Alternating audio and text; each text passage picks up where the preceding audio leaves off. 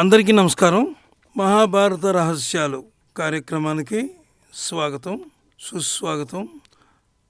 హిందువులకు మహాభారతం పంచమ వేదం.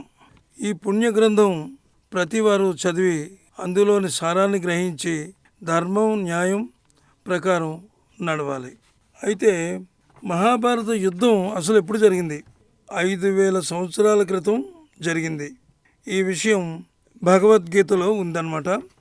మహాభారత యుద్ధం, కురుక్షేత్ర సంగ్రామం జరగకపోతే భగవద్గీత ఎవరు రాశారు? భగవద్గీత అంటే మహాభారత యుద్ధం జరిగినట్టే కదా. అంటే ఇది కథ కాదు, మన చరిత్ర.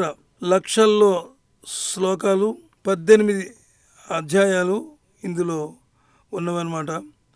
అవే మనకు శిరోధార్యం. వాటిని చదివిన వాడు ధన్యుడు అనమాట. భగవద్గీతలో ఉన్న ప్రతి వాక్యం మనిషి మనుగడకు సంబంధించినదే. మనిషి ఎలాంటి జీవితం గడపాలి అనే ప్రశ్నకు దశ నిర్దేశం ఉంటుంది అందులో. కురుక్షేత్ర యుద్ధం ఎక్కడ జరిగిందంటే ప్రస్తుతం ఉన్న హర్యానాలో జరిగిందనమాట కురుక్షేత్ర యుద్ధం. ఎంతోమంది వీరుల రక్తంతో ఆ నేలంతా రక్తసిక్తమైంది. అందువల్లనే అక్కడి నేల ఎర్రగా ఉంటుందని వారు చెప్తూ ఉంటారనమాట. మనం 12వ ఎపిసోడ్లో జరిగిన కథ చూద్దాం. గంగాదేవి తనకు జన్మించిన 7 మంది బిడ్డల్ని నదిలో వదిలేసింది. 8వ బిడ్డను కూడా నదిలో వదిలివేస్తుండగా సహనం కోల్పోయినటువంటి శంతన మహారాజు గంగ దగ్గరకు వెళ్ళి, ఈ బిడ్డను కూడా నదిలో వదిలేస్తున్నావా? వద్దు, ఈ బిడ్డనైనా బ్రతకనయ్యి అని గంగను అడ్డుకుని బ్రతిమాలుతాడనమాట. శంతనుడి మాటలకు విన్నటువంటి గంగాదేవి కోపోద్రిక్తురాలై, నేను మీకు ముందే చెప్పాను, నేనేం చేసినా అడ్డు చెప్పవద్దని. మీరు మాట తప్పారు. ఈ బిడ్డను తీసుకొని నేను వెళ్ళిపోతున్నాను అని 4 అడుగులేసి ఆగి ఆమె ఇలా చెప్పింది. అష్టవసువుల శాపం గురించి చెప్పింది. ఆ కథ పూర్తిగా ఆయనకు వివరించింది.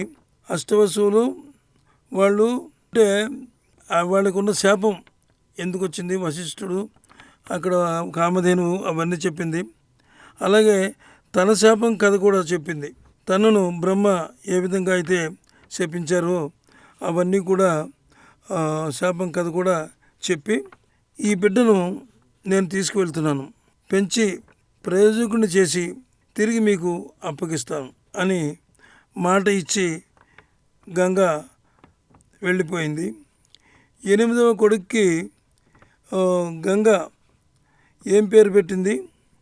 8వ కొడుకు ఏ విధంగా అక్కడ ఎవరి దగ్గర విద్యలు, అస్త్ర విద్యలు, అన్ని విద్యలు నేర్చుకున్నాడు, ఏ రకంగా పెరిగాడు, తిరిగి ఏ రకంగా తిరిగి తీసుకొచ్చి మళ్ళీ గంగ ఆయనకి అప్పచెప్పింది అనే విషయాలన్నీ కూడా మనం 14వ ఎపిసోడ్లో తెలుసుకుందాం. మరి అంతవరకు ఎదురు చూడండి.